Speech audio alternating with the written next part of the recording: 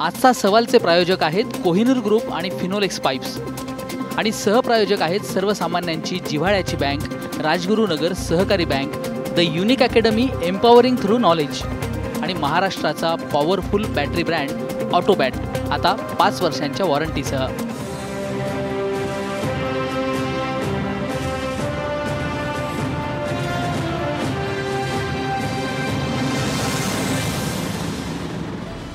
नमस्कार, मी आशिष जाधव। आजच्या सवालमध्ये तुमचं स्वागत आहे। अधूनमधून कारागृहांमध्ये कैद्यांचे मृत्यू होत असतात, बातम्या येत असतात। पण मुंबईतल्या भायखळा कारागृहामध्ये मंजुळा शेटेची हत्या झाली आहे अशी खळबळजनक माहिती पुढे आली आणि एकच गदारोळ उडालेला आहे। त्यात शीना बोरा हत्या प्रकरणात शिक्षा भोगत असलेल्या किंवा त्यांच्यावर आरोप असलेल्या इंद्राणी मुखर्जी यांच्यासह 200 महिला कैद्यांवर दंगल घडवल्याचा गुन्हा दाखल झाला। 5 महिला कैद्यांनी न्यायालयामध्ये आपले जबाब नोंदवले आणि त्यामध्ये मंजुळा शेटे हिच्यावरती पोलिसांकडून लैंगिक अत्याचार झालाय असा आरोप करण्यात आलेला आहे। एकूणच प्रकरण गंभीर बनलेलं आहे। राज्य महिला आयोगाने पुढाकार घेत SIT नेमलेली आहे, पण पुन्हा आरोप सुरू झाले की राज्य महिला आयोगाला पुढे करून राज्य सरकार न्यायालयीन चौकशीपासून पळ काढतंय। इतका जर का गंभीर गुन्हा घडला असेल तर मग न्यायालयीन चौकशी व्हायला हवी का, हा प्रश्न आता उपस्थित झालेला आहे। एकूणच मंजुळा शेटेच्या हत्येनंतर वातावरण तंग बनलेलं आहे। बरंच काही यातनं सत्य बाहेर येणार आहे। मुख्यमंत्री सुद्धा म्हणाले की लवकरच या प्रकरणातलं सत्य बाहेर येईल। आपण सुद्धा या प्रकरणातलं सत्य शोधण्याचा आज प्रयत्न करणार आहोत। आपला आजचा सवाल बघा, मंजुळा शेटेच्या पोलिसी हत्येचं सत्य बाहेर येईल का? या आपल्या आजच्या सवालमध्ये काही महत्त्वाचे मुद्दे दडलेले आहेत ज्यावर आपल्याला चर्चा करायची आहे। मुद्दा क्रमांक 1, कारागृहातल्या कैद्यांच्या वर्चस्ववादातून मंजुळा शेटेची हत्या झाली आहे का? मुद्दा क्रमांक 2, महिला कैद्यांच्या जबाबावरून दोषी पोलीस अधिकाऱ्यांना अटक करावी का, कर्मचाऱ्यांना अटक करावी का? मुद्दा क्रमांक 3, 200 महिला कैद्यांवर दंगलीचा गुन्हा दाखल झाल्यामुळे न्यायालयीन चौकशी व्हावी का? मुद्दा क्रमांक 4, लैंगिक अत्याचाराच्या आरोपामुळे मंजुळा शेटेचं हत्या प्रकरण गंभीर बनलंय का? शेवटचा मुद्दा, मुद्दा क्रमांक 5, इंद्राणी मुखर्जीच्या भूमिकेला अवास्तव महत्त्व दिलं जातंय का?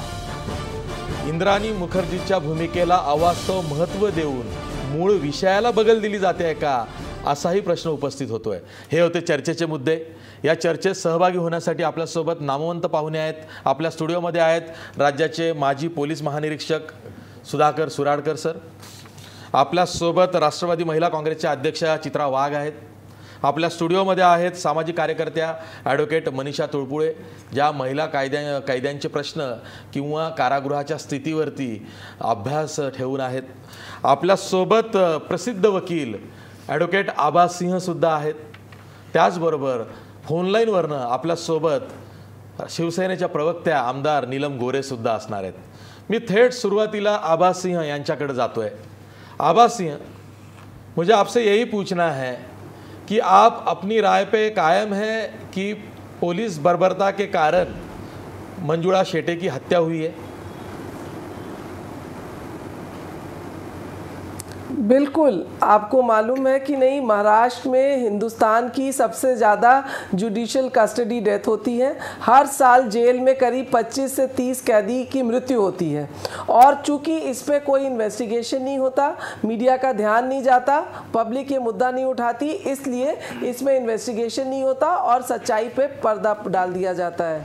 मंजुला शेट्टी की हत्या हुई और चूंकि वहाँ पे इंद्रानी और खुद जेल में थी, उन्होंने बाकी महिलाओं को कहा कि अपने अधिकार के लिए लड़ो, और ये महिलाएं जब छत पे गई उन्होंने ये मुद्दा बनाया, तब आपको हमको पता चला कि किस बेदर्दी से उनको मार के उनकी मृत्यु हुई।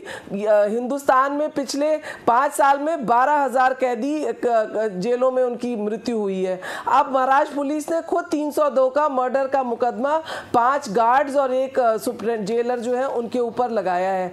बर्बरता कोई नई चीज नहीं है, महिलाओं पे सेक्सुअल अब्यूज होता है जेल में, उनको मारा पीटा जाता है। ये इससे बड़ा क्या सबूत हो सकता है कि महिला कैदियों ने खुद आंदोलन किया। और मैं आज भी नहीं मानती कि जेल अधिकारी इस इन्वेस्टिगेशन को सही ढंग से करेंगे। वो कोशिश करेंगे कि एविडेंस को डिस्ट्रॉय किया जाए, सच्चाई तक ना पहुंचा जाए, और इसलिए जरूरी है ये इंक्वायरी या तो सीबीआई को दी जाए या किसी बाहर की एजेंसी को दी जाए, किसी एनजीओ को लगाया जाए जो इसमें कंटिन्यूसली लगा रहे, क्योंकि जेल में पुलिस करप्शन जेल अथॉरिटीज का एकदम एक्सट्रीम है। जिस तरह संजय दत्त को बार बार परोल फरलो दी गई, जिस तरह उनको 8 महीने की सजा कम की गई, बॉम्बे हाईकोर्ट को कहना पड़ा कि जिस पीरियड में वो परोल और फरलो पर थे उस वक्त भी आपने उनको उस सजा का रेमिशन दे दिया। नागपुर हाईकोर्ट ने कहा कि कितने कैदी हैं जिनके घर में कैंसर है, कोई किसी को मृत्यु हो रही है, लेकिन उनको परोल फरलो नहीं दिया जाता, सिर्फ संजय दत्त को क्यों दिया जाता है। आज भी जेल अथॉरिटीज एक रजिस्टर नहीं मेंटेन करती, कोई ट्रांसपेरेंसी नहीं है। हमने आरटीआई खुद करी पूना जेल को कि आप हमको लिस्ट दीजिए किसको परोल और फरलो दिया गया। जवाब ये आया कि आप हर जेल से अलग अलग पूछिए। इसका मतलब ये डॉक्यूमेंट्स रखते ही नहीं है, क्योंकि ये कुछ बताना नहीं चाहते। और ये जिस तरह से उसके शरीर पे चोट है, अभी इंद्रानी के मेडिकल की भी रिपोर्ट आई है कि उनको मार की चोटें हैं, तो मुझे लगता है पुलिस ने जेल ने काउंटर केस कर दिया राइटिंग का, ताकि कोई जेल अथॉरिटीज के खिलाफ मुंह ना खोले। तो ये गलत केस करने के लिए भी जेल के अधिकारियों पे एफआईआर होनी चाहिए कि उन्होंने कैदियों पे राइटिंग का केस डाला, ताकि वो एविडेंस और सबूत न दे कि मंजुला शेट्टी को किस तरह मारा गया, किस तरह वो उनकी मृत्यु हुई। ठीक है, आपल्यासोबत चित्रा वाघ आहे। जेल अधिकारियों को अरेस्ट अटक तुरंत किया जाए। ठीक आहे, चित्रा वाघ, तुम्ही हे व्हिज्युअल बघताय बघा, त्यामध्ये ज्या महिला कैदी आहेत त्या तुरुंगाच्या किंवा कारागृहाच्या गच्चीवर जाऊन निदर्शनं करतायत। इथे काहीतरी असं विचित्र घडलेलं आहे 4 भिंतीच्या आड, ते समाजाला सांगण्याचा प्रयत्न करतायत।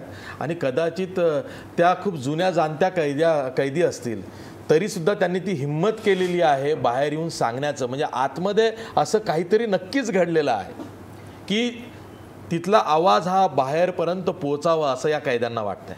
नाही, नक्कीच मला असं वाटतंय की जर या महिला कैदी आल्या नसत्या, त्यांनी तिथं आंदोलन केलं नसतं, तर माहीत नाही तिथे आतमध्ये काय चाललंय, कोण मंजुळा शेट्टी, कशा पद्धतीने गेली किंवा काय, हे आपल्याला कळलं पण नसतं। खरं तर तिचं ही हत्याच आहे असं मी म्हणेन की ही कशावरनं झाली हे जर बघितलं तर जी माहिती मिळाली आहे त्या माहितीनुसार की 13 वर्ष येरवडा जेलमध्ये आणि मला वाटतं मागचे 2 की 3 महिनेच ती या ठिकाणी आली होती आणि कैद्यांना नियमानुसार जेवण मिळत नाही। ह्या तिच्या चांगल्या वागणुकीमुळे ती त्या वॉर्डनची मदतनीस म्हणून काम करत होती आणि ते करत असताना तिच्या लक्षात आलं की नियमानुसार यांना जेवण किंवा जे काही देतात, अंडी असेल, पाव असेल, दूध असेल, ते मिळत नाही। हे तिने वारंवार तिथे निदर्शनाला आणून दिलं आणि मला असं वाटतं की त्याच्या आकसापोटीच हे काही एक फार मोठं म्हणजे एक भ्रष्टाचाराचं फार मोठं तिथे आम्हाला असं दिसतंय की असं काहीतरी रॅकेट चाललेलं असावं की कागदावरती एक क्वांटिटी दाखवत असतील आणि तिथे जे कैदी आहेत त्यांना ते मिळत नाही आणि त्याच्या विरुद्ध तिने आवाज उठवला आणि त्याच्या नंतर हा जो प्रकार जो आहे तो सगळा समोर आला। कदाचित जर या महिलांनी अशा पद्धतीने आंदोलन केलं नसतं, लोकांनी त्याचं शूटिंग काढून तुमच्यापर्यंत पाठवलं नसतं, तर तुम्हाला आम्हाला कोणालाही कळलं नसतं की अशा प्रकारची एक निघृण अमानवीय अशी घटना त्या जेलच्या मध्ये घडली। बरं, ज्या गोष्टी आम्ही पाहतोय, ज्या गोष्टी आम्ही वाचतोय, म्हणजे या विषयावरचे तज्ञ माझ्या दोन्ही बाजूला बसलेत, आभाताई पण इथं आहेत, त्या प्रकाश टाकतीलच, पण या गोष्टींमध्ये की ज्या वेळेला दंगल सदृश परिस्थिती जर एखाद्या जेलमध्ये उद्भवली तर मला वाटतं सायरन वाजवला जातो, काही शिट्टी वाजवली जाते, तसं न होता लाईट बंद करून त्या आहेत त्यांना मारणं, हा जो प्रकार तिथं काय झाला ते काय लक्षात आलं नाही. दुसरी गोष्ट, आत्ताच दुपारी आम्हाला असं एक अपडेट मिळालं की आता ज्या महिला कैदी तिथं आहेत त्यांना विचारलं जाते की तुम्हाला इथं राहायचं आहे की तुम्हाला दुसऱ्या जेलमध्ये जायचं आहे, तुम्ही आम्हाला ते लिहून द्या. म्हणजे अशा प्रकारचं पण एक प्रकार आज दुपारपासून तिथं घडतोय. ज्या तपास अधिकारी तिथं आहेत त्यांचं असं म्हणणं आहे की जेल प्रशासन जे आहे ते पुरावे नष्ट करण्याच्या मागे आहे. त्याच्यामुळे एकंदरीतच जर सगळ्या या घटना जर आपण पाहिल्या आणि या सगळ्याचा जर आढावा घेतला तर असं वाटतं की कुठे ना कुठे एक संशय जी आम्ही म्हणतोय त्याच्यामध्ये नक्कीच तथ्य असलं पाहिजे.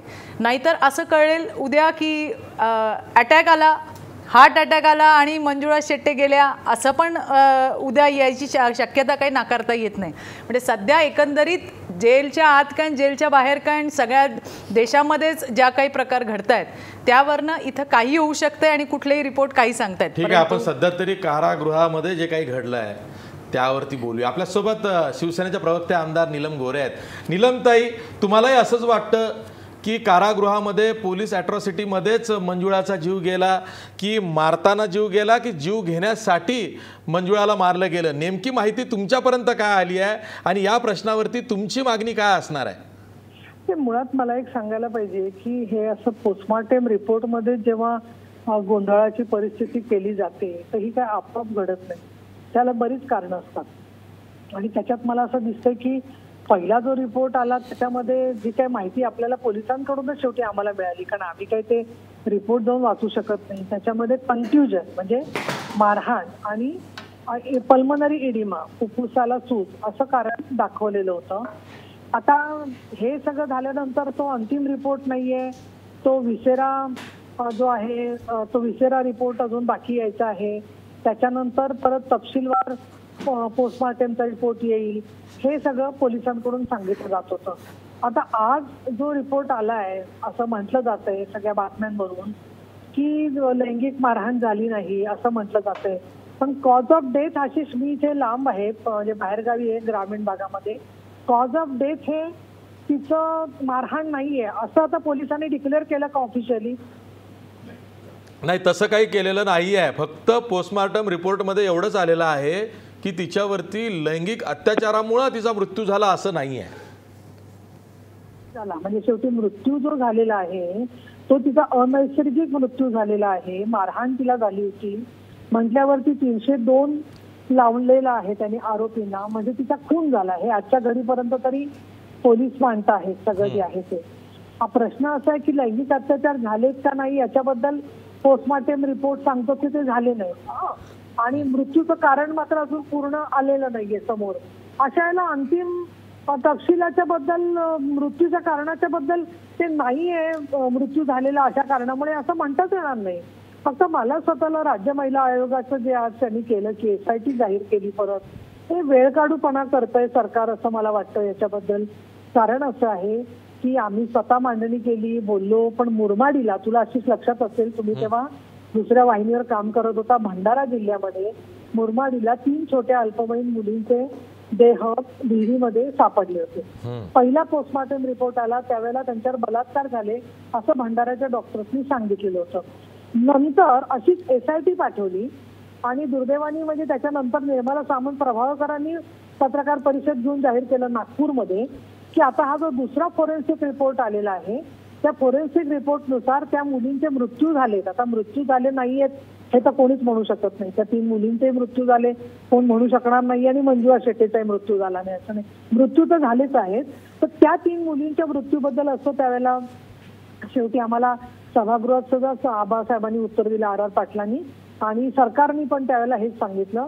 प्रत्येक वेळेला आक्रोश केला संघटनांनी, अक्षरशः भंडाऱ्यामध्ये, नागपूरमध्ये, संपूर्ण विदर्भाच्या मध्ये, सगळ्या महाराष्ट्रामध्ये 3 अल्पवयीन मुलींचे मृत्यू सापडले हे होत आहेत म्हटल्यावरती.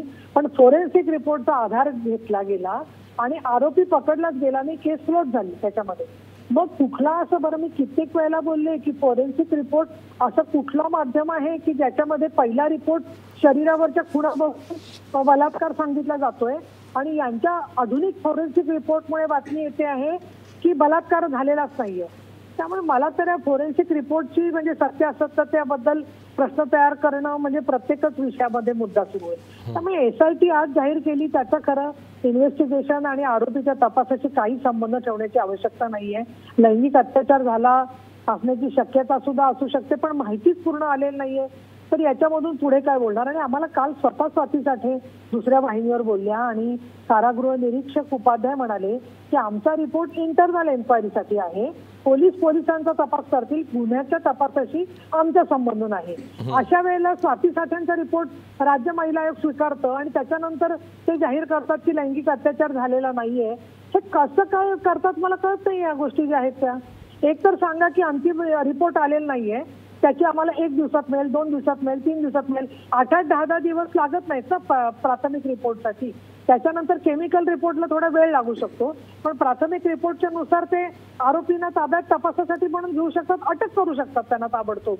परंतु मला याच्यामध्ये खूप वेळकाढूपणा चाललाय असं वाटतंय. आणि CCTV जे आतमधले हे म्हणतात की डिस्ट्रॉय झाले सगळे, तर ते कॅमेऱ्याच्या बरोबर आतमधल्या कम्प्युटर्सना सुद्धा ऍक्सेस या कैदी बायकांना कसा मिळाला, हा त्याच्यातला खूप मोठा मला प्रश्न वाटतोय. आणि त्यामुळे कशामुळे सगळे पुरावे नष्ट होत चाललेत हे खूप चिंताजनक बाब आहे. म्हणूनच न्यायालयीन चौकशीची मागणी करतात तुम्ही. अगदी बरोबर. ठीक आहे. आपल्यासोबत ॲडव्होकेट मनीषा तुळपुळे आहेत. मनीषाताई, ज्या अर्थी इतका मोठा उद्रेक महिलांचा झालेला आहे की त्या कारागृहाच्या गच्चीवर येऊन ते सर्वसामान्य जे बाहेरची मंडळी आहे, लोक आहेत, त्यांना सांगू पाहतात की इथं काहीतरी घडलेलं आहे किंवा घडतंय. अशा वेळी सरकारची ही नैतिक जबाबदारी नाही का की वेळ न दवडता थेट कुठेतरी कडक कारवाई करावी? एवढंच नाही तर न्यायालयीन चौकशी अनाऊन्स करावी. त्याऐवजी मुख्यमंत्री म्हणतात वाट बघा, लवकरच सत्य बाहेर येईल. आणि राज्य महिला आयोग ही आता हे कोणी सांगायला नको की राज्य महिला आयोग कोणाच्या निर्देशावरती काम करू शकतं, काय करू शकत नाही. ते जातात आणि SIT नेमून वेळकाढूपणा करतात. खरं बघायला गेलं तर ही खरंच गंभीर भाग आहेच. परंतु हे जे सगळी दंगल झाली किंवा काय झाली त्याच्या आधी मी एक मुद्दा मांडते आणि पुढे जाते. लैंगिक अत्याचार झाला नाही असा कन्क्लुझिव्ह रिपोर्ट कुठल्याही वैद्यकीय तपासणीत येत नाही, आणि झाला आहे असाही पहिल्या वैद्यकीय तपासणीत कन्क्लुझिव्ह रिपोर्ट येत नाही. तर बऱ्याचदा पोलिसांनी रिक्विजिशन्स दिलेली असतात आणि त्याच्याप्रमाणे डॉक्टर्स बघून लिहितात की तिच्या लैंगिक अवयवावरती जखमा आहेत का, विरोध केल्याच्या काही खुणा आहेत का वगैरे, आणि अशा पद्धतीला तसं नाहीये अशा पद्धतीचा तो रिपोर्ट आहे. तर त्याच्यामुळे ते काही कन्क्लुझिव्ह प्रूफ नाहीये की लैंगिक अत्याचार झालेलाच नाहीये असं ठामपणे म्हणावं. कित्येक वेळेला एखाद्या व्यक्तीवर बलात्कार झाला तरी वैद्यकीय तपासणीमध्ये कुठल्याही गोष्टी आढळत नाहीत, आणि असं पद्धतीचं कन्क्लुझिव्ह स्टेटमेंट पहिल्या क्षणाला मेडिकल झाल्यानंतर नसतं द्यायचं. FSL रिपोर्ट्स असतात, हे सगळे रिपोर्ट झाल्यानंतर ते टॅली करून कुठल्या कन्क्लुजनला डॉक्टर्स येत आहेत या पद्धतीने तो रिपोर्ट असतो. हे जर का कन्क्लुजन आता या स्टेजला आलं असेल तर मग कव्हर अप करण्याचा किंवा झाकून देण्याचा प्रयत्न होतोय हे स्पष्ट होतंय. लैंगिक अवयवावरती किंवा कुठे प्रतिकाराच्या खुणा नाहीयेत किंवा जखमा नाहीयेत असा तो रिपोर्ट आहे. किंवा ह्या पद्धतीचा तो रिपोर्ट आहे, याचा अर्थ लैंगिक अत्याचार झालाच आहे किंवा झालाच नाहीये या कुठल्याही गोष्टी वैद्यकीय तपासणीवरून कुठलाही निष्कर्ष या क्षणाला काढता येणार नाही. पहिली महत्वाची गोष्ट. दुसरी महत्वाची गोष्ट, आय विटनेस सांगतायत तिथे काय काय घडलंय ते. जर का त्यांनी 164 खाली स्टेटमेंट दिली तर ते कन्क्लुझिव्ह प्रूफ होतं तपासणीमध्ये. तर त्याच्यामुळे या सगळ्या गोष्टी आपण ध्यानात घ्यायला पाहिजेत. दुसरी महत्वाची गोष्ट, 200 महिला जेव्हा रिव्होल्ट करतात तेव्हा ती एका रात्रीत घडणारी गोष्ट नाहीये. हे सगळं जे काय व्हायोलेशन्स आहेत स्त्री कैद्यांबद्दलची ती आज खूप वर्ष चालू आहेत आणि त्याच्याबद्दलची ती खदखद आहे. आज ह्या घटनेच्या नंतर ती बाहेर पडली आहे खूप मोठ्या प्रमाणात. परंतु आपण एक लक्षात घेतलं पाहिजे की जेव्हा 200 महिला तिथे जाऊन एवढ्या मोठ्या प्रमाणावर रिव्होल्ट करतायत, आरडाओरडा करतायत, निदर्शनं करतायत, लक्ष वेधतायत स्वतःकडे, काय करायला हवंय? ह्या परिस्थितीमध्ये त्यांचं हँडहोल्डिंग करायला हवंय. त्यांना हा विश्वास द्यायला पाहिजे की तुमची सुरक्षा जी आहे ती चांगली राहणार आहे. तुमच्या काय मागण्या आहेत त्यांना प्रेमाने जवळ केलं पाहिजे, त्यांना बोलतं केलं पाहिजे. आणि याच्यासाठी मी आपल्याला एक उदाहरण देते. जेव्हा का चेंबूरचं जे काय आपलं नवजीवन महिलांचं होम आहे तिथे अशा पद्धतीचं शेल्टर होम आहे, तिथे अशा पद्धतीचा अनरेस्ट तयार झालेला होता. त्यावेळेला हायकोर्टाने त्याची दखल घेतली होती. त्याच्यानंतर त्यांनी एक ज्युडिशियल ऑफिसर नेमलेल्या होत्या ज्या अतिशय अनुभवी होत्या, ज्या अतिशय सेन्सिबल होत्या, ज्या पहिल्या दिवशी त्या कामाला गेल्या तेव्हा त्या महिलांच्या बरोबर खाली मांडी घालून जेवायला बसल्या. कुणाची टाप आहे त्या तिथे जेवायला बसल्यावरती चुकीच्या पद्धतीने काम करायची. अशा पद्धतीने त्यांना प्रेमाने त्यांनी जवळ घेतलं, त्यांच्या समस्या समजावून घेतल्या. त्यांना विश्वास वाटला की ही बाई आपल्याबरोबर आपल्या इथे अडचणीत जेवायला बसते, आपण ज्या टॉयलेटमध्ये जातो तिथे त्या टॉयलेटमध्येही जाऊन बघते, तिथे जाऊ शकते, म्हणजे ही आपल्याला समजून घेईल. मग समस्या मांडल्यावरती त्यांनी त्यांचं ज्युडिशियस माइंड वापरून त्याचा अहवाल त्यांनी दिला. तर त्याच्यामुळे अशा पद्धतीची अनुभवी ज्युडिशियल ऑफिसर न्यायालयीन चौकशीसाठी नुसत्या मंजुळा ताईंच्या मृत्यूच्या बाबतीमध्ये नाही, तर ह्या सगळ्या 200 महिलांनी जी काही ॲजिटेशन्स केली आहेत त्या काय समस्या मांडतायत, त्याची काय व्हायोलेशन्स झालेली आहेत याची नोंद घेऊन ते होऊ नयेत म्हणून काय काय करावं ह्याच्यासाठी न्यायालयीन चौकशी करणं अत्यंत आवश्यक आहे. आपल्यासोबत माजी पोलीस अधिकारी सुधाकर सुराडकर आहेत. सर, प्रश्न गंभीर आहे. एक तर कारागृहामध्ये मानवाधिकाराचं उल्लंघन झालेलं आहे, स्पष्ट दिसतंय. ज्या पद्धतीने निदर्शनं चाललेली आहेत महिला कैद्यांची ते व्हिडिओमध्ये कॅप्चर झालेलं आहे. आगी लावतायत. हो, आता करणार काय? आता मी सर्व सांगतो. ठीक आहे. हा, मला आता तुमच्याकडे नाही, तुम्हाला खूप प्रश्न विचारायचे आहे, पण तुम्हाला ते माहिती आहेत काय प्रश्न आम्हाला विचारायचे आहेत, तुम्ही उत्तर द्या. मी आधी एक गोष्ट अगदी स्पष्टपणे सांगू इच्छितो की या गोष्टी अत्यंत ही दुर्दैवी आणि निंद्य घटना आहे. तिला मारहाण झाली हे निर्विवाद आहे, म्हणजे काही गोष्टी अशा आहेत की ज्याबद्दल वाद घालूच नये, कारण त्यांनी स्पष्ट दिसतंय. आता जो प्रश्न येतो की ही झाली कुणी केली, का केली वगैरे, जे दिसतंय आपल्याला यापेक्षा न दिसणाऱ्याही गोष्टी बऱ्याच आहेत. ते एक आपण लक्षात घेतलं पाहिजे की शासनाकडनं, गव्हर्नमेंटकडनं, जेल अथॉरिटी, जसं सारखं आपण दाखवतं पोलीस. पहिली गोष्ट, जेलच्या आत पोलीस नसतात, जेलचा स्टाफ हा वेगळा असतो, हे लक्षात घेतलं पाहिजे. प्रत्येकाची जबाबदारी ठरलेली आहे. आता आदरणीय सर्वोच्च न्यायालयाच्या काय सूचना आहेत, शासन काय करतंय, पोलीस काय करतंय, हे पण आपण या निमित्ताने समजून घेतलं पाहिजे. अत्यंत वाईट घटना घडलेली आहे, पण यातून काही चांगलं आलं तर ते व्हायला पाहिजे. तर पहिली गोष्ट, न्यायालयीन चौकशी झालीच पाहिजे, त्याबद्दल काही वाद नाही. दुसरं, संपूर्ण सत्य बाहेर यायला पाहिजे. आताच आपण कुठल्याही निर्णयावर पोहोचू नये. मुख्यमंत्री पण म्हणतात नाही, आता माझं ऐकून घ्या. आता माझं पूर्ण तर ऐकून घ्या, कारण जर माझं पूर्ण ऐकलं नाही तर बऱ्याचशा गोष्टी मग अर्धवट राहतील. हा अगदी पूर्वनियोजित खुनाचा प्रकार असू शकतो, किंवा हा खुनाचा प्रकार नसून सदोष वधाचा प्रकार असू शकतो, किंवा इतरही काही जे काही असेल.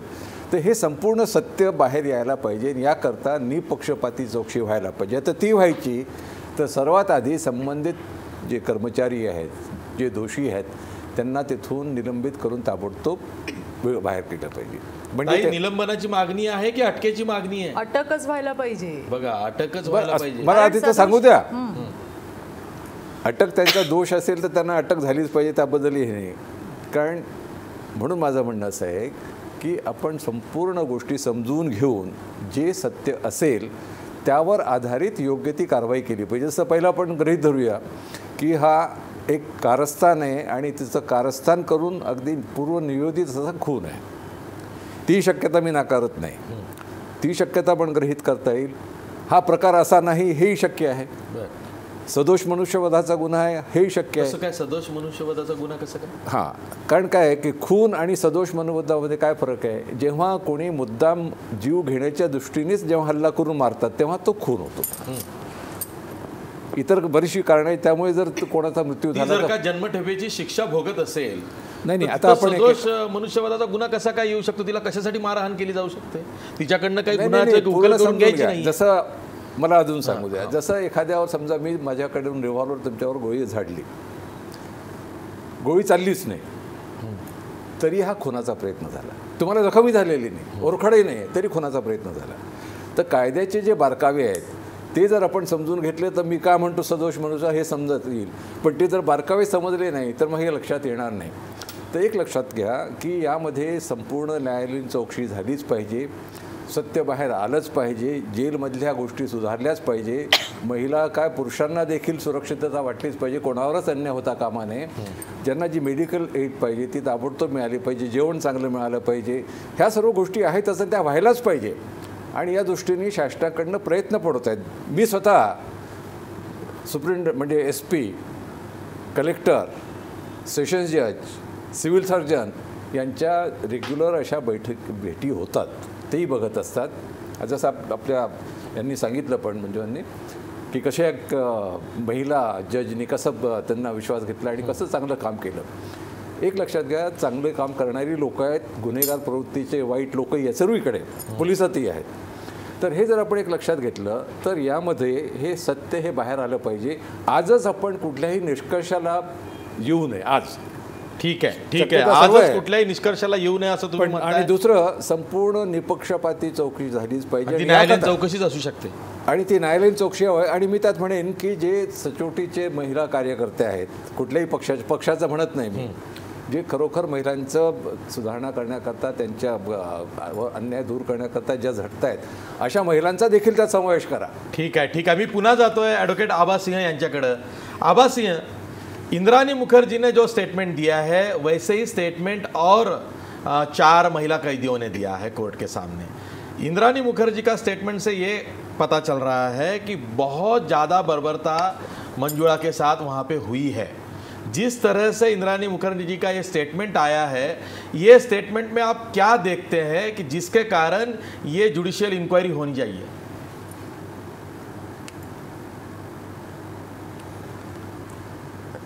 देखिए, इन महिलाओं ने जो कैदी थी, इन्होंने मंजुला शेट्टी की हत्या होते, उसकी पिटाई होते देखा और इंद्रानी ने अपने वकील के थ्रू सीबीआई कोर्ट में यही कहा कि मुझे अपनी जीवन की परवाह है और मैं कोर्ट के सामने सच्चाई बताना चाहती हूँ.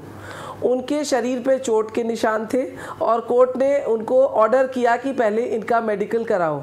और वो मेडिकल होके, अब जब वो मेडिकल में आज जो रिपोर्ट आई है, जो आपके मीडिया के थ्रू ही पता चला है कि उसमें उनको चोट के निशान हैं और एक उनके नहीं, बाकी कैदियों को भी चोट के निशान हैं. तो ये साफ बात है कि जब ये जो आप टीवी पे दिखा रहे हैं, जब महिला कैदी छत पे गई और उन्होंने नारे लगाए तो जेल अथॉरिटीज़ घबरा गई और उनका मुंह बंद करने के लिए उन्होंने पिटाई करी और साथ ही साथ उनके ऊपर राइटिंग का काउंटर मुकदमा लिखा दिया ताकि एक केस और हो जाए और अगर वो जेल से निकल भी रही हूँ तो ना निकल पाए और उस केस की वजह से उनका मुंह बंद हो जाए. अब इंद्रानी जब कोर्ट के सामने पूरे कानून के तहत अपना स्टेटमेंट दे रही हैं, 4 कैदी, महिला कैदी और दे रही हैं, तो मुझे लगता है इसमें जुडिशियल इंक्वायरी होना आवश्यक है. सुप्रीम कोर्ट की गाइडलाइंस है, कई केसेस में सुप्रीम कोर्ट ने कहा है कि जुडिशियल डेथ जो है बहुत ही हीनस ऑफेंस है, बहुत सीरियस है और अगर कोई जुडिशियल कस्टडी में कैदी की मृत्यु होती है तो जुडिशियल इंक्वायरी कराई जाए. और मुझे लगता है कि जेल अथॉरिटी के अगर आईजी को या डीआईजी को दी गई है तो सच्चाई सामने नहीं आएगी. कितनी बार पोस्टमार्टम रिपोर्ट में भी डॉक्टर्स गलत रिपोर्ट दे देते हैं. अभी छगन भुजबल के केस में बॉम्बे हाई कोर्ट ने डीन को, डॉक्टर लहाने को कंटेम्प्ट के लिए उनको फटकारा क्योंकि वो बार बार उनको मेडिकल दे के बॉम्बे हॉस्पिटल में जाके आराम करने के लिए रिपोर्ट दे दी जाती थी. तो सबको मालूम है कि डॉक्टर्स भी किस तरह से हॉस्पिटल से करप्शन से आप फर्जी रिपोर्ट ला सकते हैं या क्रिटिकल फोरेंसिक एविडेंस को डिस्ट्रॉय कर सकते हैं. तो इसमें जुडिशियल इंक्वायरी ही होनी चाहिए. जेल अधिकारी इतने भ्रष्ट हैं, उनके ऊपर कोई विश्वास नहीं किया जा सकता और जब उनका अपना स्टाफ इसमें इन्वॉल्व है तो उनकी पूरी कोशिश रहेगी कि ये इंक्वायरी जो है कवर अप कर दी जाए और सच्चाई सामने नहीं आए. और सबके सामने सबूत है मंजुला शेट्टी की हत्या और उस हत्या को आप झुठला नहीं सकते. और जब ये 302 खुद अपने स्टाफ पे लगा रहे हैं तो कहीं ना कहीं जेल के अधिकारी मान रहे हैं कि मंजुला शेट्टी की हत्या हुई है और इसलिए ज़रूरी है या तो सीबीआई इसकी इंक्वायरी करे या कोर्ट अपने मॉनिटरिंग में इस इंक्वायरी को कराए क्योंकि इससे जेल रिफॉर्म्स शुरू होंगे. अब समय आ गया है पूरे भारत में जेल रिफॉर्म्स हो और कैदियों का अगर 200 की जगह हो तो 200 ही कैदी उस जेल में रहे, न कि 400 जानवरों की तरह ठूस दिए जाए. साथ ही साथ उनके मानव अधिकारों का जो हनन हो रहा है उसको रोका जाए क्योंकि कैदी का सिर्फ जो एक रोका जाता है उसका फ्रीडम ऑफ मूवमेंट, सिर्फ जेल जाने पे फ्रीडम ऑफ मूवमेंट पे रोक लगती है, बाकी सारे अधिकार, मौलिक अधिकार उनको दिए जाते हैं. इसलिए इस केस के बाद जुडिशियल रिफॉर्म्स होना बहुत ज़रूरी है और जो जेल अधिकारी रिस्पॉन्सिबल है उनको तुरंत अरेस्ट किया जाए. सस्पेंशन भी कोई सज़ा नहीं है, जब तक उनको जेल में नहीं डाला जाएगा तब तक कड़क शिक्षा नहीं होगी. ठीक आहे. तुम्हाला काहीतरी म्हणायचं आहे? पहिले तर मला आबा सिंग ज्या म्हणाल्या डॉक्टर लहानांच्याबद्दल त्याला आक्षेप आहे. बरं. कारण ते इथे नाही आहेत आणि मी त्यांना ओळखतो. एक अत्यंत निस्पृहपणे सेवा करणारे असे ते डॉक्टर आहेत. तर यांनी असं म्हणणं हे मला मुळीच पटत नाही. आणि आभा सिंग जे आहेत ना, निष्कर्षावर येतात एकदम. या घटकेला कुठलाही निष्कर्ष काढणं चुकीचं होईल. कुठल्याच कन्क्लुजनवर येऊ नका, आज येऊ नका. जसं मी म्हटलं, हे अगदी पूर्वनियोजित कट करून खून करणाराचाही प्रकार असू शकतो. तुम्ही असं म्हणताय की सत्य तुम्हाला माहिती आहे पण आज तुम्हाला सांगायचं नाही आहे. नाही, असं नाही म्हणत मी. सत्य शोधा आणि बाहेर येऊ द्या. बर. तर आणि त्या पण सर प्रश्न असा आहे की ज्या पद्धतीने हे सगळं चाललेलं आहे, मीडिया रिपोर्ट्स येत आहेत, कोर्टामध्ये स्टेटमेंट्स दिली जात आहेत कैद्यांकडनं, चुकीची स्टेटमेंट असू शकत नाही. ही निदर्शनं आणि कारागृहाच्या गच्चीवर जाऊन करतायत. प्रशासन काय करताय तेव्हा? म्हणजे आता मला एक सांगा, कारागृह प्रशासनाची सुरक्षा ऐरणीवर आली नाही जेव्हा कैदी गच्चीवर जाऊन लोकांना सांगतायत की इथे काहीतरी घडलंय? बरं, आता बोलू. हा, बोल. त्यामध्ये महिला सर्व आग लावतात हे दिसते. हो, म्हणजे कारागृह प्रशासन करताय काय? त्यांच्या हाताबाहेर गेली या परिस्थिती. बरोबर आहे, गेली हाताबाहेर. एक और बड़ा मुद्दा है, एक छोटी बात. मुझे पूरा कहने दो. आबाजी मैं आता हूं आपके पास. मला पूर्ण सांगू द्या. आता कारागृहामध्ये किती स्टाफ असतो, त्यांच्या काय परिस्थिती आहे. मी कारागृहातील लोक जे अन्याय करतात त्याची बाजू घेत नाही आहे. एक लक्षात घ्या, कारागृहामध्ये बऱ्याच सुधारणा होण्याची आवश्यकता आहे. कैद्यांना संपूर्ण सवलती मिळाल्याच पाहिजे, त्याबद्दल हे वाद नाही. जेवण चांगलं मिळालं पाहिजे, वैद्यकीय सुविधा मिळायला पाहिजे, सर्व मिळालं पाहिजे, त्याबद्दल काही वाद असायचं कारण नाही. पण या प्रकरणामध्ये आपण दोन टोकं घेता कामा नये. एक लक्षात घ्या की अत्यंत दुर्दैवी निंद प्रकार आहे. असे प्रकार कोणालाही मारहाण व्हायला नको आणि त्याकरता जे कोणी जबाबदार आहेत त्यांना ती योग्य ती शिक्षा आणि त्वरित व्हायलाच पाहिजे. न्यायालयीन चौकशी झालीच पाहिजे, हे एकदा लक्षात घ्या. या गोष्टींना मी काय कोणीच विरोध करणार नाही, करूही नाही. पण त्याचबरोबर कायद्याचं राज्य हवं की नको? आत्ताच म्हणजे आपल्या या कार्यक्रमाच्याच आधी झालं की कसे लोकांना लोक अगदी ठेचून ठेचून मारतायत. इंदिरा गांधीचा आपण म्हणतोय ना सगळे. तर आता हे जे आहे ना, इंदिरा गांधींचा जेव्हा खून झाला तेव्हा मी याला श्रीनगरला होतो, नंतर दिल्लीला होतो. मी कित्येक सरदारांचे जीव वाचवलेत. हे लोक असं कायदा हातात केव्हा घेतात? जेव्हा त्यांना वाटतं की आम्हाला काही होऊ शकत नाही. आता हे सर्व लोक केलेत, हे उत्स्फूर्त नाही आहेत. अगदी 100% मी जे बरेचसे दंगे पाहिलेत, यांना चिथावणी देऊन हे सर्व करायला लावलेलं आहे. सत्य येऊ द्या ना, काय झालेलं आहे. हा पूर्वनियोजित कट खून आहे. एवढं म्हणायचं. हा, सांगा ना, विचारा. तुम्ही म्हणताय सत्य येऊ द्या कशाचं? चिथावणीचं नाही, हत्येचं, मरणाचं. सत्य काय यायला पाहिजे बाहेर की तिचा जो मृत्यू झालाय अत्यंत ती सुटणार होती. तिने अत्यंत चांगलं काम केलं आहे. कारागृहामध्ये लोकांना शिक्षण दिलं, येरवाडामध्ये सर्व तिचे कैदी, इथेही तिने काम केलेलं आहे. तर ती व्यक्ती म्हणून ती फार चांगली होती आणि तिचा आपण सर्व आणि अत्यंत म्हणून म्हणतो अत्यंत दुर्दैवी आहे. असे प्रकार पुन्हा घडू नये म्हणून बऱ्याचशा सुधारणा करण्याची गरज आहे. आणि हे सुधारणा करताना सारखं दुसऱ्यांकडे बोट दाखवून हे करून, जसं आता पोलिसांचं नाव काय येतं यात? पोलिसांचा संबंध नाही आहे. चौकशी जेल अथॉरिटीज करत नाही आहे. तपास करताय ती पोलीस यंत्रणा करताय, ज्याचा जेलशी काही संबंध नाही. तर कृपा करून सर्व लोकांनी वास्तव समजून घ्या, कायदे समजून घ्या, नियम समजून घ्या, शासन काय करते ते समजून घ्या, पोलीस काय करतायत, जेल अथॉरिटीज काय करतायत, सामाजिक कार्यकर्ते काय करतायत, ताई काय करतायत. प्रत्येकजण प्रयत्न करतोय, असं नाही की कोणी प्रयत्न करत नाही आहे. तर इथे आपला जो आज सर्वांचा भर राहिला पाहिजे तो हा राहिला पाहिजे की सुधारणा झालीच पाहिजे. पुन्हा असे प्रकरण होता कामा नये. आणि याकरता सर्वांनी मिळून 1-2 भाग आहेत. एक जे दोषी आहेत त्यांना कडक आणि त्वरित शिक्षा झाली पाहिजे. आणि दुसरं, भविष्यात अशा गोष्टी घडू नये म्हणून जे जे काही करणं शक्य आहे ते सर्वांनी आपण मिळून केलं पाहिजे. ठीक आहे. या जेलमध्ये किंवा कारागृहांमध्ये कैद्यांमधली भांडणं असतील किंवा कैदी आणि जेलरमधले वाद असतील, हे वेळोवेळी उफाळून आलेले आहे. गेल्या 1-1.5 वर्षात याचं प्रमाण वाढलेलं आहे. ज्यांच्या अखत्यारीत ही कारागृह येतात ते राज्याचे गृहराज्यमंत्री रणजित पाटील काय करतात असा प्रश्न हा विचारण्याची आज वेळ आलेली आहे. वारंवार घटना घडत आहेत. आपण यावर सुद्धा चर्चा करणार आहोत. पण ब्रेकनंतर, ब्रेकवर जाता आपला प्रश्न बघा.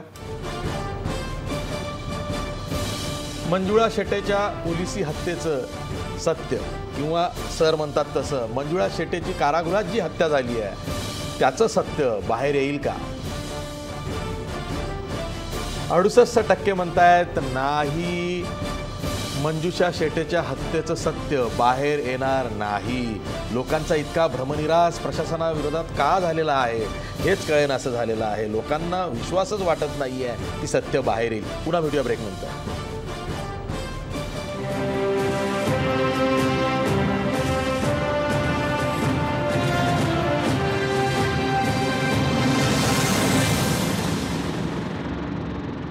ब्रेक नंतर पुन्हा तुमचं स्वागत. आपल्यासोबत चित्राताई वाघ आहेत. चित्राताई, तुम्ही सुद्धा तुमच्या पद्धतीनं माहिती घेतली. अनेकांना हा प्रश्न पडलेला आहे की अखेर मंजुळाची हत्या झाली असेल तर कारण नेमकं काय? जे कारण पुढे येते अंडी पावसाठी किंवा त्यातनं वाद झाला किंवा जेलरबरोबर तिचा वाद झाला त्यातून तिची हत्या झाली, नेमकं काय झालं? नाही, आजची चर्चा अतिशय चांगल्या पद्धतीने चालली आहे, पण मला असं वाटतं की मूळ मुद्द्यापासून प्रशासनावरच आपण जास्त बोलतोय. त्या प्रशासनावर पण कोणाचा अंकुश आहे की नाही, की ते प्रशासन म्हणजे त्यांच्याकडे सगळी ऑथॉरिटी आहे, त्यांना विचारणारे कोणी अस्तित्वात आहेत ना. आज गृहमंत्री आहे, सत्य कधी बाहेर आणताय, न्यायालयीन चौकशीची मागणी होते ती रेटून धरतो. हेच म्हणायचंय की ही हत्या कुठून झाली. म्हणजे मंजुळेच्या जीवाची किंमत काय, 2 अंडी आणि 5 पाव इथून सुरुवात झाली. या जेल प्रशासनामध्ये किंवा तिथं जे काही जेवण सप्लाय करण्यात येतंय त्याच्यात जो घोटाळा झाला त्याच्या विरुद्ध ती आवाज उठवत होती आणि त्याच्यामुळे तिचा मृत्यू झाला, तिचा हत्या घडवून आणली या लोकांनी, असं मला इथं म्हणायचं. आता मगासपासून ज्या सगळ्या चर्चा चालल्या त्याच्यामध्ये माझ्या हातात FIR कॉपी आहे आणि ती जी कैदी तिच्यासोबत ज्या दुसऱ्या महिला होत्या त्यांचे इथे जबाब आहेत. त्यात त्यांनी स्पष्ट म्हटलंय की तिच्यासोबत काय आणि कशा प्रकारच्या घटना घडल्या, त्यात लैंगिक अत्याचार झाला अगदी पूर्ण इथे आहे. इथे हायलाइट करून मी इथे तुम्हाला दाखवतेय. हे सगळं त्यांनी त्याच्यामध्ये लिहिलेलं आहे की काय झालं, कसं झालं, कशा पद्धतीने तिला नेलं, या सगळ्या गोष्टी आहेत. पुन्हा प्रश्न हाच येतो की जेल प्रशासनाच्या वर ज्या ऑथॉरिटी आहेत, या राज्याचे गृहमंत्री, या राज्याचे गृहराज्यमंत्री ज्यांच्याकडे जेल प्रशासन आहे, म्हणजे काल आम्ही त्यांचे उत्तर ऐकली तर मला असं 2 मिनिटं जर डोळे बंद केले तर असं लक्षात येत होतं की राज्यमंत्री म्हणजे मंत्री कोणी बोलत नाहीये, जसे पोलीस उत्तरं देतात ठेवणीतली उत्तरं, त्या पद्धतीची उत्तरं त्या ठिकाणी येत होती. आता ही जी हत्या घडली, ही जी हत्या घडवून आणली, त्याच्या मागचा जो हा उद्देश आहे, आमचं म्हणणं आहे की याच्यामध्ये निश्चितपणे घोटाळा झाला. तो घोटाळा ती बाहेर काढत होती आणि तो दडपण्यासाठी याच्यामध्ये जी काही मोठी मोठी धेंड असतील ही बाहेर न यावी यासाठी त्या महिलेची हत्या करण्यात आली. आणि इतकं लाईटली घेतलं या गोष्टी. आज 5 दिवसांनी मुख्यमंत्र्यांची स्टेटमेंट येते मंजुळा शेट्टेच्या हत्येबद्दल, म्हणजे त्या गोष्टीचं काही गांभीर्य नाही. आज ज्या पद्धतीने रिपोर्ट्स आले की कुठलीही तिच्यावरती खून नाही. मी आल्याबरोबर तुळपुळेताईंना हाच प्रश्न विचारला की या बाबतीत आमचं ज्ञान कच्चं आहे, तुम्ही तरी सांगा. त्यांनी त्याच्यात स्पष्टीकरण दिलं. म्हणजे मृत्यू नंतर सुद्धा म्हणजे क्रूरता जी असते, चेष्टा, मृत्यूची क्रूर चेष्टा ही या मंजुळा शेट्टेबद्दल झाली. जो हा भ्रष्टाचार झालाय याच्याबद्दल कोणी बोलणार की नाही, याला जे जबाबदार लोक आहेत त्यांना कोणी काही विचारणार की नाही, की आपण फक्त तेच म्हणणार आहोत. आहेतच जेलचेच तुमचे जे सुप्रिटेंडंट आहेत, तिथले जे गार्ड्स आहेत. आता CCTV फुटेजचं मगाशी नीलमताईंच्या बोलण्यातून आलं की आता ते काय CCTV फुटेजच मिळत नाही आहे किंवा काय, म्हणजे इतके भयानक प्रकार तिथं घडले आहेत. आणि ते कशामुळे घडले तर या अंडी आणि पावामुळे घडलेत. मग त्याच्यावरती काही कोण बोलणार की नाही? या जेल प्रशासनाच्या वरती ज्या ऑथॉरिटीज बसलेल्या आहेत त्या याला उत्तर देणार आहेत की नाही, की नुसते आपलं नेहमी गोलमोल, आमची चौकशी चालू आहे, आम्ही ही समिती नेमली तीच. अरे त्या समिती तुम्ही लाख नेमाल, पण ज्याच्यामुळे हा मृत्यू झाला, ज्याच्यामुळे ही हत्या घडली त्याच्यावरती सुमोटो घेतली की SIT स्थापन केली आहे. अहो SITने आता याच्यासाठी न्यायालयीन चौकशीच आपल्याला हवी, तरच निष्पक्षपणे काय झालंय आणि कसं झालंय. नाहीतर मी इथे बसून तुम्हाला आज सांगते, मला खात्री आहे आणखीन 15 दिवसांनी असा रिपोर्ट येईल मंजुळा शेट्टेला काहीच झालं नाही, तिला अटॅक आला आणि ती गेली. असं कसं? आपण हा प्रश्न कायम विचारू. नाही, बरोबर आहे, मंजुळा शेट्टेचं काय झालं, बरोबर आहे तुमचं. परंतु ही यंत्रणा ज्या पद्धतीने काम करतीये त्याच्यावरून उद्या जर असा रिपोर्ट आला तर त्याच्यात तुम्हाला मला आश्चर्य वाटायला नको. त्याच्यासाठी इथं न्यायालयीन चौकशी होणं गरजेचं आहे. तरच हे जे मृत्यूचं जे काही तिची हत्या झालेली आहे त्याचं काय कारण आहे ते स्पष्ट होईल. आणि हा जो भ्रष्टाचार तिकडे जो चाललेला आहे जेल प्रशासनामध्ये त्याच्यावरती कोण काही आवाज उठवणार आहे की नाही, त्याचा कोणी जाब विचारणार आहे की नाही, की आपण फक्त ते जेलर गार्ड, त्या महिला मग त्या वर का गेल्या, मग त्यांनी आगच का लावली आणि मग याच्यामध्येच आपण अडकणार आहोत? नाही, पण मला प्रश्न त्यापेक्षा मोठा वाटतोय. मनीषाताई, मला या निमित्तानं जसं आता आभा सिंह सुद्धा म्हणाल्या की या निमित्तानं तुम्ही जेल रिफॉर्म्स करू शकता. एक चांगली संधी आलेली आहे, एवढं मोठं प्रकरण आलेलं आहे जे देशभरात आता गाजणार आहे किंवा गाजलं आहे. अशा वेळी तुम्ही जेल रिफॉर्म्सची मोहीम हाती घ्या. नेमकं तुम्हाला काय करायचं? तुम्ही अनेक जेल्स बघितलेली आहेत, तिथली परिस्थिती बघितलेली आहे. तुम्हाला खरंच वाटतं की ही परिस्थिती सुधारली पाहिजे? कारण पॅथेटिक कंडिशन्स ह्या तिथं आहेत. अत्यंत वाईट परिस्थितीत जेल आहेत. म्हणजे मला आठवते की मी जेव्हा लॉचा अभ्यास करत होते तेव्हा किरण बेदींनी तिहार जेलचा काय कायापालट केला किंवा त्यांच्या PhD वरचे रिसर्च हे सगळ्याचं वाचन आम्ही केलेलं होतं. आणि जेव्हा मी त्याच्यानंतर 20 वर्षांनी जेलमध्ये गेले तेव्हा मला वाटलं होतं की त्यातलं किमान काहीतरी तिथे उतरलं असेल. प्रत्यक्षात जेलमध्ये जाऊन बघावं तर परिस्थिती अशी असते, तिथे कागदोपत्री डॉक्टर्स आहेत. डॉक्टर काही जेलने नेमलेले नाहीत. ते जे हॉस्पिटलमधले KEM हॉस्पिटलमधले डॉक्टर्स अधूनमधून येऊन बसतात असं सांगितलं जातं. त्या डॉक्टर्समध्ये अजिबात रेग्युलरिटी नाही आहे. नेमसेकसाठी ते आहेत, लोकांच्या रांगा लागलेल्या असतात, त्यांना अनंत प्रकारचे आजारपण आहेत. जेलमधली जी काय आरोग्य व्यवस्था आहे, जे काय आहार आहे, जी काय स्वच्छता म्हणजे अस्वच्छता आहे, या सगळ्या प्रकारामुळे प्रचंड प्रमाणात आजार आहेत. ते ॲड्रेस करायला कोणी नाही आहे, ही त्यांची परिस्थिती आहे. दुसरी महत्त्वाची गोष्ट, साधी गोष्ट आहे की जी खरोखर बाईला बोलताना लज्जा वाटते. मला सुद्धा तरुण असताना लाज वाटायची, पण मी आता स्पष्ट चॅनलवरती बोलते की सॅनिटरी पॅड्स ही त्या बायकांना अजिबात अवेलेबल नाही आहेत. अतिशय एखाद दुसरं चक्क फडकं दिलं जातं. अत्यंत अनहायजेनिक कंडिशन्स आहेत त्यांना तिथे आणि दाखवतात ते इथे अवेलेबल आहेत, हे बघा ते विकत घेऊ शकतात, त्या स्टोअर्समध्ये आहेत. परंतु तिथे आतली गोष्ट अशी आहे की तिथे ब्लॅकनी व्यवहार चालतात. अत्यंत चढ्या भावाने हे सगळं मिळतात. कुठे गरीब कैद्यांना ह्या सगळ्या गोष्टी अवेलेबल होणार आहेत? दुसरं म्हणजे तिथे कैदी महिलांची मुलं आहेत 0 ते 6 मधली, कोणीच नसलं तर त्या आयांजवळ ती मुलं राहतात. मग त्या मुलांसाठी काय? त्या मुलांसाठी शाळा, अंगणवाडी, त्यांची खेळाची व्यवस्था, जेवणाखाण्याची व्यवस्था, आरोग्याची व्यवस्था काही नाही आहे. गर्भवती किंवा स्तनदा मातांसाठी काही नाही आहे. तिथले टॉयलेट जाऊन बघा त्याची काय परिस्थिती आहे. ह्या सगळ्या वेळेला जसं सुवाडकर साहेब सांगतात तसं कमिटी आहे की नाही? आहे ना, कमिटी आहे. सर्जन, पोलीस अधीक्षक, जिल्ह्यातले जज, ह्या सगळ्यांची कमिटी आहे. परंतु ती कमिटी बसते का? त्याची मीटिंग होते का? त्या कमिटीत हे सगळेजण येतात का? का त्यांचे प्रतिनिधी म्हणून तिथला त्यांच्या ऑफिसमधला अतिशय लोअर मोस्ट पोस्टची व्यक्ती तिथे नॉमिनल हजर राहते, मीटिंग घेतल्याचे टिक मार्क होते, तिथे जेलमधल्या कुठल्या गोष्टींची चर्चा होते हे बघायला पाहिजे. त्यांचे मिनिट्स, तिथे कोण हजर होतं, हे साधी गोष्ट कॉल केली तर तुम्हाला समजेल की तिथं काय चालतं. तिथे खरंच ही माणसं येत आहेत का? ती नेमसेकसाठी मीटिंग येते, ते अधिकारी तिथे हजर राहत आहेत का? ते अनिवार्य केलंय का? किती वर्षात ह्या गोष्टीचे मीटिंगचे मिनिट्स चेक केलेत? काही नाही. लिगल सर्व्हिसेसची दरवर्षी एक व्हिजिट असते. त्या व्हिजिटमध्ये काय अहवाल जातो? फॉर्मल अहवाल जातो. कैदी सगळं सांगतात. बरोबर आहे. कायम अहवाल फॉर्मल जातो. ह्याच्यात कोणी लक्ष घातलेलं आहे का?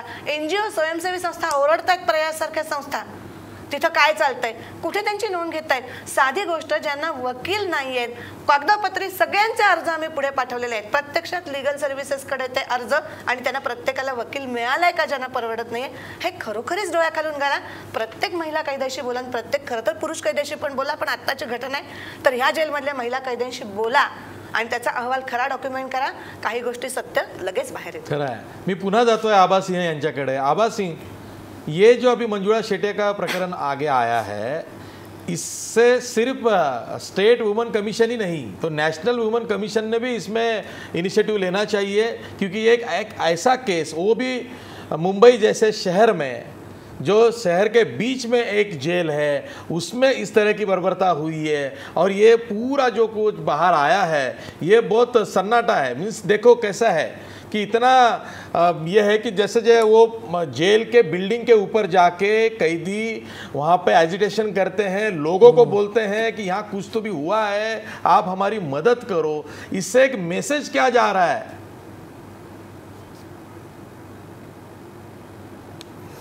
इससे मैसेज ये जा रहा है कि जो कैदी हैं उनके साथ बहुत अत्याचार हो रहा है, उनके ह्यूमन राइट्स का वायलेशन हो रहा है. आपने जो सवाल पूछा था कि जो 4 कैदी ने स्टेटमेंट दिया है जेल अथॉरिटीज़ के खिलाफ, अब वो इस केस में, इस इंक्वायरी में विटनेस हो गए और अब सरकार की जवाबदारी बनती है प्रोटेक्शन ऑफ विटनेस, क्योंकि जेल अथॉरिटीज़ कोशिश करेंगे कि ये विटनेस स्टेटमेंट ना दे, कोर्ट में केस ना दे बोले, क्योंकि ताकि तभी वो बच पाएंगे. तो इसलिए ज़रूरी है कि चूंकि ये उसी जेल में है, इनको उस जेल से हटाया जाए, किसी और जगह किया जाए, क्योंकि वो जेल के अधिकारी उन पे और धमकी देंगे और उनको तोड़ने की कोशिश करेंगे। आज भी अगर आप देखिए रेप केसेस में कन्विक्शन सिर्फ 29% है, मोलेस्टेशन में 20% है, मर्डर में बहुत है तो 40 से 50% है। कन्विक्शन इतना बुरा इसलिए है, इतना लो इसलिए है क्योंकि हमारे यहाँ फोरेंसिक्स नहीं है, विटनेस प्रोटेक्शन नहीं है, हमारे यहाँ इन्वेस्टिगेशन सही नहीं होता। तो यही सब कारणों की वजह से आज ये कैदी सामने आके मदद मांग रहे हैं देश से कि हमको विश्वास नहीं है जेल में हम सेफ है, हमारे साथ कुछ भी हो सकता है। और जब सुप्रीम कोर्ट ने कहा है कि जुडिशियल डेथ बहुत ही सीरियस ऑफेंस है, और मुझे लगता है कि स्टेट कमीशन ही नहीं, मुख्यमंत्री अभी तक क्यों मुंह बंद रखे है, मुख्यमंत्री ने अभी तक कोई स्टेटमेंट क्यों नहीं दिया, क्योंकि ओवरऑल होम जो है मुख्यमंत्री के पास है। नेशनल कमीशन ऑफ वुमेन बात की बात है, पहले यहाँ के मुख्यमंत्री आगे आए, विजिट करें जेल को, जेल में कैदियों के देखें किस तरह से रखा जा रहा है, और उसके बाद जुडिशियल रिफॉर्म्स और जेल के रिफॉर्म्स तुरंत शुरू करें। ठीक आहे चित्रताई, हा मुद्दा खूप महत्त्वाचा आहे। आज पत्रकार परिषदेमध्ये मुख्यमंत्री देवेंद्र फडणवीस यांना हा प्रश्न विचारला गेला तेव्हा त्यांनी एका ओळीचं उत्तर दिलं, लवकर सत्य बाहेर येईल, थोडी वाट बघा। अशा पद्धतीनं मुख्यमंत्री हे राज्याचे गृहमंत्री सुद्धा आहेत, या प्रकरणामध्ये संवेदनशीलता दाखवणार नसतील आणि या प्रकरणाचं गांभीर्य ओळखणार नसतील आणि मीडिया ज्या पद्धतीनं हे प्रकरण हाईप करतंय किंवा हे प्रकरण लावून धरतंय म्हणा, तेव्हा मुख्यमंत्र्यांनी यामध्ये हस्तक्षेप करणं आता गरजेचं बनलं आहे। हो नक्कीच करायलाच पाहिजे। म्हणजे मला आश्चर्य वाटते की एवढी मोठी घटना घडली आणि आज 5 दिवसांनी त्यांची प्रतिक्रिया आली, जे तुम्ही म्हणलात ते एका ओळीचं, अजून तिथे जाण्याचं, तिथे जाऊन काय परिस्थिती आहे ते बघण्याची सुद्धा दखल घेतली नाही। ती जेल काही कुठं आणखीन लांब नव्हती, मुंबईमध्ये आहे, जाऊन बघू शकत होते काय आहे, त्या गोष्टीचा जायजा घेऊ शकत असते की तिथं नक्की काय झालंय, कशा पद्धतीने झालंय, परंतु त्यांनी त्या गोष्टीचं म्हणजे या मंजुळा शेट्टेचं जो ही हत्या आहे ती इतक्या लाईटली घेतली गेली की त्याचं ना त्या गृहराज्यमंत्र्यांनाही त्याचं काही सोयरसूतक दिसतंय, ना स्वतः मुख्यमंत्र्यांच्या एकंदरीत बोलण्यावरून किंवा त्यांच्या स्टेटमेंटवरनंही तसंच दिसतंय। मला असं वाटतं की राज्याला सुद्धा एक पूर्ण वेळ आणि सक्षम असा एक गृहमंत्री असायला हवा आणि त्याने या सगळ्या गोष्टी बघायला, कारण आज जेलमध्ये काय जेलच्या बाहेर काय संपूर्ण देशामध्ये संपूर्ण राज्यामध्ये महिलांची जी इतकी वाईट अवस्था झालेली आहे, त्याच्यासाठी मला असं वाटतं की सन्माननीय मुख्यमंत्र्यांना खरंच खूप कामं आहेत आणि ते खूप व्यस्त सुद्धा असतात, आम्ही समजू शकतो ते। त्याच्यामुळे त्यांनी जर एक स्वतंत्र गृहमंत्री जर तिथं दिला, आणि जे हे गृहराज्यमंत्री आहे यांना तर या पदावर बसायचा अधिकारच नाही आहे काही। आज जेल प्रशासन तुमच्याकडे आणि असं असताना ज्या पद्धतीची उत्तरं तुम्ही काल दिली, या सगळ्या गोष्टींमध्ये स्टार्ट टू एंड आत्ताचा आपण शेवटच्या पाटलांनी तरी व्हिजिट केली का? अजिबात म्हणजे माझ्या माहितीप्रमाणे अजून त्यांनी व्हिजिट केलेली नाही। आणि कालची त्यांची उत्तरं जर तुम्ही बघितली तर असं डोळे बंद करून आशिष जी तुम्ही ऐकलं तर तुमच्या लक्षात आलं जर का हे खरं असेल मंत्री नाही आणि ज्यांच्या अखत्यारीत हे कारागृह येतात आणि अशा पद्धतीचे व्हिज्युअल्स आपण बघतो आहोत की जेलच्या गच्चीवरती जाऊन महिला कैदी निदर्शनं करतायत, बाहेरनं सगळं जग बघतंय, ते शूट करताय आपापल्या मोबाईल्समधून, त्याच्या व्हिडिओ क्लिप्स व्हायरल होत आहेत, तरी सुद्धा गृहराज्यमंत्री रणजित पाटील त्या जेलला भेट देत नसतील तर मग याला काय म्हणायचं आहे? नक्कीच विचार व्हावा सरकार म्हणून, गृहमंत्री म्हणून, मुख्यमंत्री म्हणून मुख्यमंत्री देवेंद्र फडणवीस यांनी विचार केला पाहिजे, एवढंच आपण या क्षणाला म्हणू शकतो। मी एक ब्रेक घेणार आहे आणि ब्रेक नंतर मी एका वेगळ्या मुद्द्याकडे येणार आहे। तो मुद्दा म्हणजे या प्रकरणामध्ये इंद्राणी मुखर्जीची भूमिका, तिने आवाज उठवल्यामुळे हे प्रकरण जास्त लोकांपर्यंत पोहोचलं का, किंवा मीडियानं इंद्राणी मुखर्जीच्या भूमिकेला अवास्तव महत्त्व दिलं का, याबद्दल मी आपल्या मान्यवर पाहुण्यांना विचारणार आहे। पण ब्रेक नंतर, ब्रेकवर जाता जाता आपला प्रश्न बघा, मंजुळा शेट्टेच्या हत्येचं सत्य बाहेर येईल का? सर बाजूला असल्यामुळे मी पुन्हा म्हणतोय, मंजुळा शेट्टेच्या हत्येचं सत्य बाहेर येईल का? 71% लोक म्हणतायत नाही, मंजुळा शेट्टेच्या पोलिसी हत्येचं सत्य बाहेर येणार नाही। पुन्हा भेटूया ब्रेक नंतर।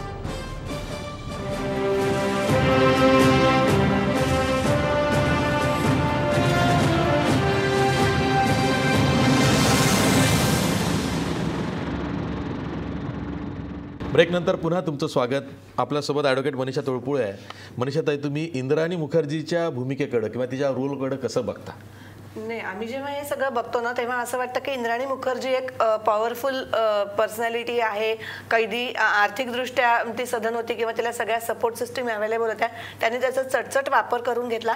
ही गोष्ट पुढे आणण्यासाठी तिची मदत झाली किंवा इंद्राणी मुखर्जीला पूर्वी जे मीडिया हाईप मिळालेलं होतं त्याच्यानंतर मीडियाने हे सगळं उचलून धरलं किंवा ती सक्षम वकील करू शकली, तिची तक्रार ती पुढे पोहोचवू शकली. निश्चित या प्रकरणावर उजेड टाकण्यामध्ये तिची निश्चित मदत झाली. परंतु असंही कधी कधी भीती वाटते की इंद्राणी मुखर्जी आणि तिचं म्हणणं आणि तिची स्टेटमेंट आणि त्याच्या मागेच सगळे लागतायत, त्याची चर्चा होते आणि मूळ जे काय तिथले कैदी महिलांच्या समस्या आहेत किंवा ही कस्टोडियल डेथ आहे या सगळ्याचं गांभीर्य कुठेतरी बाजूला जाऊन त्याला बगल देऊन नुसतंच इंद्राणी मुखर्जीचं तसं असं व्हायला नकोय. म्हणजे मूळ मुद्द्याला बगल देण्यासाठी त्याचा उपयोग होता कामा नये. ठीक है आभा सिंह, आपको भी ऐसा ही लगता है? देखिए, इसमें जो है शीना बोरा के केस से कोई लेना देना नहीं है, वो अलग है. वो केस का ट्रायल पे आएगा, वो अलग चलेगा. तो इंद्राणी ने जो ये मुद्दा सामने उठाया वो ह्यूमन राइट्स का मुद्दा है और ये महिला कैदियों के हक में है. तो इसलिए इसके लिए तो इंद्राणी की तारीफ की जानी चाहिए. और सही बात है, अगर इंद्राणी ये मुद्दा नहीं उठाती तो हमको पता भी नहीं चलता, क्योंकि जैसे मैंने कहा कि पिछले साल 30 कैदियों की जेल में मृत्यु हुई, लेकिन इस तरह का डिबेट, इस तरह का मीडिया ने कहीं पे ये बात नहीं उठाई, ना कहीं नेशनल कमीशन गया या कोई इंक्वायरी ऑर्डर हुई. तो इसके लिए इंद्राणी मुखर्जी का रोल की तारीफ करनी पड़ेगी.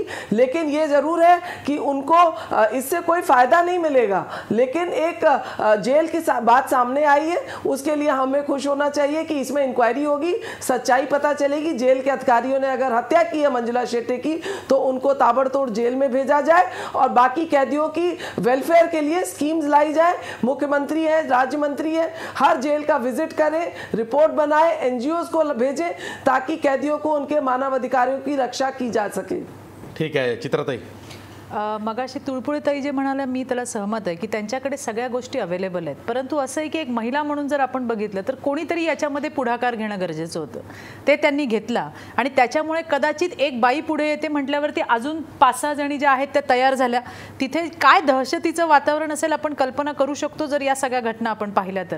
आणि अशामध्ये महिलांनी पुढे येऊन त्यांचं मनोबल तिने वाढवलं असणार. त्या महिला पुढे आल्या, त्यांनी स्टेटमेंट दिली. आज पहिल्यांदा असं झालंय की तिथे जे आतमधले त्यांचं काय प्रशासन आहे त्यांच्या विरुद्ध की बाबा हे अशा गोष्टी घडल्यात आणि इतकी घाणेरडी, इतकी अमानवी अशी जी घटना आहे ती सगळ्यांच्या समोर आणण्यामध्ये निश्चितपणे त्यांचा हात आहे. म्हणजे कोणीतरी एक नेतृत्व करायला केसमध्ये जे व्हायचं आहे ते होणारच आहे. म्हणजे त्या केसचं आणि याच्यामध्ये मला काही वाटत नाही, पण एक महिला म्हणून की येस की कोणीतरी एक नेतृत्व करायला पाहिजे. त्या महिलांमध्ये एक आत्मविश्वास, नाही आपण हे बोलू शकतो, आपण हे करू शकतो, हे पण तिथं गरजेचं होतं आणि ते त्या बाईने केलं. तिच्यामुळे 5-6 जणी पुढे आल्या आणि त्याच्यामुळे या स्टेटमेंट तरी आल्या कागदावरती की येस असं तिच्यासोबत झालंय म्हणून. तर या दृष्टीने या गोष्टीकडे बघायला मला नाही वाटत काय हरकत आहे. आम्ही इंद्राणी मुखर्जीचं खूप अवास्तव चित्रण केलं या प्रकरणामध्ये असं तुम्हाला वाटतंय? नक्कीच वाटतंय, कारण इंद्राणी मुखर्जीला आपण अवास्तव महत्त्व देतो यात माझ्या मात्र शंका नाही, कारण तिचे उद्देश वेगळे आहेत. तिने जे काही केलेलं आहे त्याचे उद्देश वेगळे, त्यात तो आपण शिरायची गरज नाही. पण एक लक्षात घ्यायला पाहिजे की सुधारणा व्हायला पाहिजे. होम मिनिस्टर, चीफ मिनिस्टर काय झोपा काढतायत का? जेलमधल्या काय अडचणी आहेत त्या कोणी सोडवायला पाहिजे? कैद्यांना सवलती मिळते हे कोणी बघायला पाहिजे? वरिष्ठांचं काम काय आहे की एक मार्गदर्शन करायचं, दुसरं नियंत्रण करायचं. तर जेलमध्ये जर अशा घटना घडत असतील तर कोणाचं नियंत्रण आहे? तर हे नियंत्रण आपल्या सर्वांचंच पाहिजे. म्हणजे सर्वात आधी जेलच्या अथॉरिटीजचं पाहिजे, मीडियाचं पाहिजे, कोर्टाचं पाहिजे आणि वरिष्ठ सर्वांनाच पाहिजे. ते कुठेतरी घडतं आहे. या निमित्ताने जर आपण सर्व जागा झालो आणि कुणावरही अन्याय होणार नाही याकरता जर सर्वांनी जागरूक होऊन काम केलं तर मला वाटतं यातून, या वाईटातून काहीतरी चांगलं निघालं असं मला. या वाईटातून चांगलं एकच निघू शकतं. मला असं वाटतं जे तुळपुळेताई आणि आभा सिंह यांनी मांडला की आता जेल रिफॉर्म झाले पाहिजेत, कारण इतकी वाईट परिस्थिती जेलमध्ये किंवा कारागृहामध्ये असेल की तिथं महिला कैद्यांना सादर राहणंसुद्धा मुश्किल आहे किंवा त्यांचं तिथे शिक्षा भोगणं तर दूरच, राहू शकत नाही अशा तिथं वाईट अवस्थेमध्ये त्या असतात. आणि असं जर का चित्रण जसं मनीषा तुळपुळेंनी केलं असेल तर मग खरंच कारागृह सुधारणा झाल्या पाहिजे. हीच संधी आहे. आणि दुसरी गोष्ट म्हणजे मंजुळा शेटेचं काय झालं हा प्रश्न शेवटपर्यंत गृहमंत्री म्हणून मुख्यमंत्र्यांना विचारला जाईल, कारण तिथे हत्या झालेली आहे, अमानुष मारहाणीतून तिचा मृत्यू झालेला आहे, ही बाब पुढे आलेली आहे। अशा वेळी मुख्यमंत्री जे म्हणतात की सत्य लवकरच बाहेर येईल, ते खरंच सत्य बाहेर आलं पाहिजे आणि तिथे सत्य बाहेर येताना मंजुळा शेटेला न्याय मिळाला पाहिजे, ही अपेक्षा सर्वांकडून व्यक्त होते। आज आपण इथंच थांबूया। जाता जाता आपला प्रश्न बघा, मंजुळा शेटेच्या पोलिसी हत्येचं सत्य बाहेर येईल का? 75% लोक म्हणतायत नाही, मंजुळा शेटेच्या कारागृहातल्या हत्येचं सत्य बाहेर येणार नाही। असं व्हायला नको। मंजुळा शेटेचं काय झालं हा सवाल आपण विचारणार आहोत।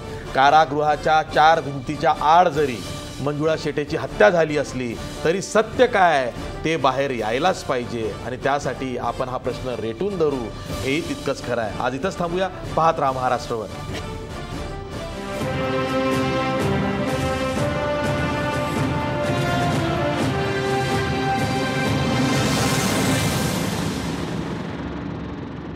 आजचा सवालचे प्रायोजक आहेत कोहिनूर ग्रुप आणि फिनोलेक्स पाईप्स आणि सहप्रायोजक आहेत सर्वसामान्यांची जिव्हाळ्याची बँक राजगुरुनगर सहकारी bank, the unique academy empowering through knowledge आणि महाराष्ट्राचा पॉवरफुल बॅटरी ब्रँड ऑटोबॅट, आता 5 वर्षांच्या वॉरंटीसह।